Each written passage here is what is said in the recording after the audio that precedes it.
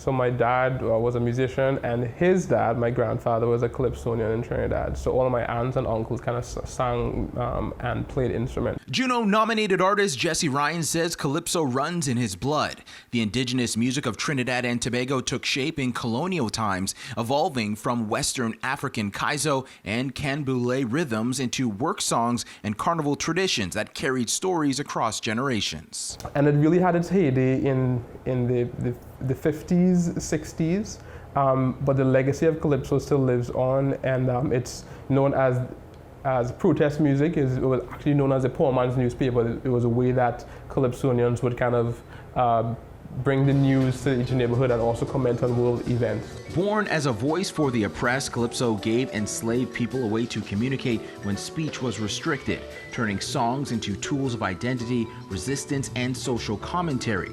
Later, Calypsonians used lyrics to challenge colonial leaders and spread news across Trinidad.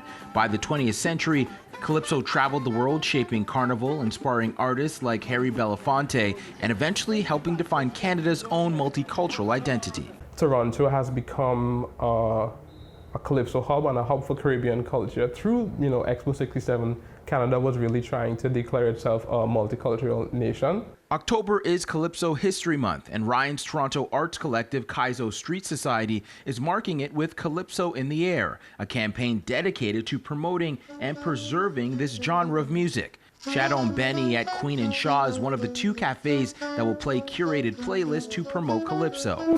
Over 70 nations doing their part. Ryan showed off some of the tunes you can hear yourself alongside artist Steve Clark, better known as Mr. Wonderful.